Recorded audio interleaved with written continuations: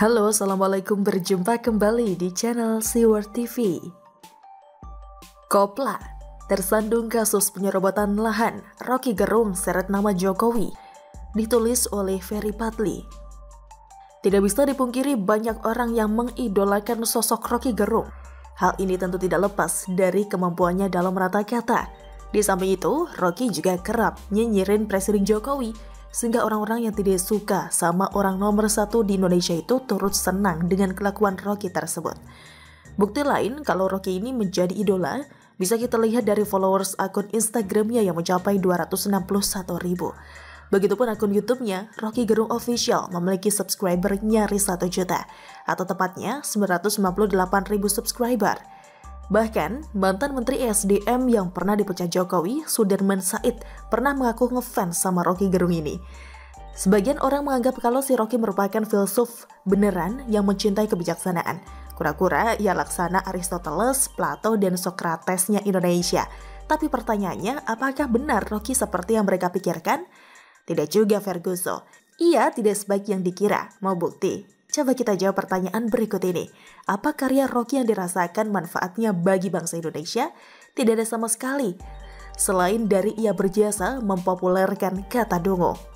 Ia hanya modal bacot doang, nyinyirin presiden seolah-olah lebih pintar dari orang nomor satu di Indonesia itu. Padahal kalau disuruh jadi ketua RT saja mungkin gak mampu karena hanya jago teori doang. Kemudian ini yang menjadi bukti lain kalau Rocky Gerung ini tidak sebaik yang dikira. Ia menyerobot lahan milik PT Sentul City. Hal itu terungkap dari adanya surat somasi yang dikirimkan oleh PT Sentul City kepada Rocky yang memintanya agar segera meninggalkan lahan yang didudukinya tersebut. Tidak hanya sekali, tapi sudah 3 kali Rocky diberi somasi selama tahun 2021 ini. Sebagai bukti kalau tanah yang diduduki oleh Rocky Gerung itu miliknya, PT Sentul City punya sertifikatnya yang diterbitkan oleh Badan Pertanahan Nasional atau BPN. Sedangkan Rocky membeli tanah itu dari Andi Junaidi yang notabene mafia tanah. Si Andi tersebut akhirnya dihukum 7 bulan penjara karena menjual tanah yang bukan miliknya kepada Rocky itu. Sebelumnya, Andi ini juga pernah tersandung kasus jual beli tanah dan pemalsuan surat. Karena jual beli tanah itu tidak melibatkan pihak yang seharusnya terlibat, yakni Badan Pertanahan. Maka Rocky hanya memiliki surat tanah garapan yang ditandatangani oleh Kades setempat, Acep Supriyatna alias Ucok. Konon katanya, si Ucok ini juga memiliki banyak kasus loh si Woders. Pertanyaannya, lebih kuat mana sertifikat tanah yang diterbitkan oleh BPN atau surat tanah garapan yang ditandatangani Kades yang dimiliki oleh Rocky itu? Ya, sertifikat tanah lah, Ferguson. Itulah kenapa Presiden Jokowi masif banget membagikan sertifikat tanah kepada rakyat selama ini, supaya tanah rakyat tersebut tidak direbut oleh perusahaan atau pihak lain. Jadi, kasus Rocky ini agak unik ya, karena biasanya yang menyerobot lahan masyarakat adalah perusahaan atau tambang atau perkebunan. Yang ini masyarakat yang menyerobot lahan milik perusahaan.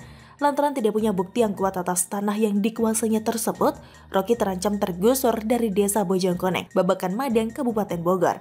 Menurut hemat penulis sih, daripada ia jadi gelandangan atau jadi manusia silver di lampu merah, lebih baik untuk sementara waktu Rocky tinggal saja dulu di perpustakaan Fadlizon yang terletak di Tanah Abang, Jakarta Pusat itu.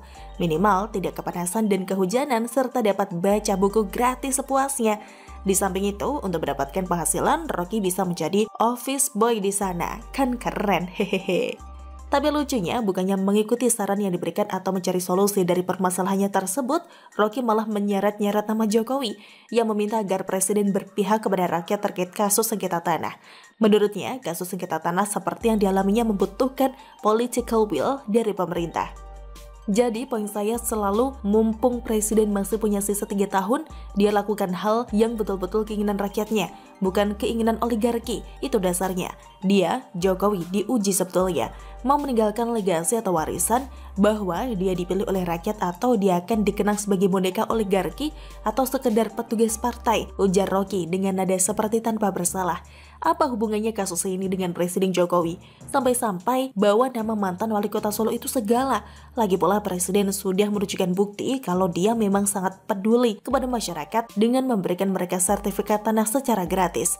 Tapi tentu tidak semua tanah yang dikuasai oleh masyarakat bisa diterbitkan sertifikat, karena tanah tersebut harus benar-benar miliknya, bukan milik orang lain seperti yang dikuasai oleh Rocky tersebut. Inilah efek kalau kebanyakan bacot, terlalu suka mencari-cari kesalahan orang lain, sampai-sampai lupa kalau dirinya sebenarnya bermasalah, diam-diam nyerobot tanah milik perusahaan. Bagaimana menurut Anda? Silahkan tulis komen Anda di kolom komentar. Jangan lupa untuk like, subscribe, dan share. Siwar TV pamit, sampai jumpa. Wassalamualaikum warahmatullahi wabarakatuh.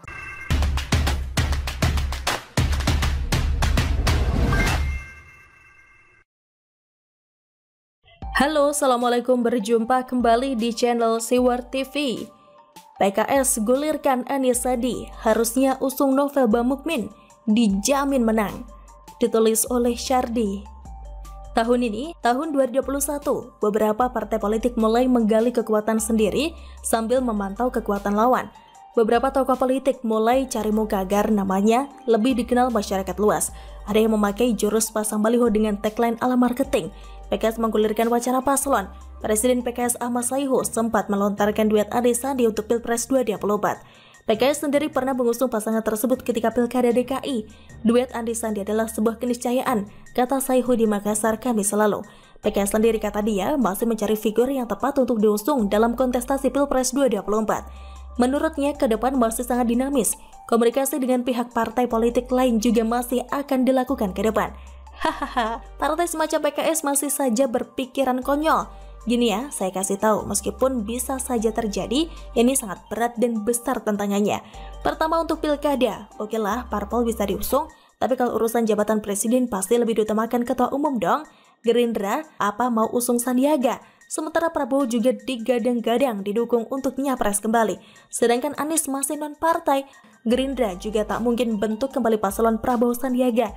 Ini sama saja cari penyakit dan sukarela kalah lagi dalam Pilpres. Saya yakin mereka tidak akan sebodoh itu kembali dengan formasi seperti itu. Kedua, yakin masyarakat mau terima Anies Sandiaga. Publik sudah mulai muak melihat bagaimana tahun 2017 terjadi ajang buzuk dalam memenangkan perhelatan demokrasi. Cara kasar seperti ancaman neraka dan tidak mensolatkan jenazah adalah satu dari kotornya permainan oknum. Politisi agama begitu kuat dan nyata oleh kelompok munafik tukang demo. Nyatanya hasil kerja dua orang ini mengecewakan. Terlebih Anies yang sudah masuk 4 tahun. Tapi makin kesini makin tidak transparan. Terlihat dari banyaknya proyek kelebihan bayar dan borosnya anggaran penyelenggaraan Formula E. Kinerja kecil-kecilan tapi pamer prestasi sangat bombastis dan heboh. Anggaran boros tapi hasilnya tidak sepadan. Kalau sampai duet Anies Sandiaga kembali terjadi, kelompok munafik akan kembali bikin ulah dan menjual agama. Politisasi agama bukan lagi di DKI Jakarta tapi meluas ke seluruh Indonesia. Inikah yang mau dibiarkan? Sandiaga memang seolah sudah kembali ke jalan yang benar. Makanya Sandiaga harus menolak wacana ini.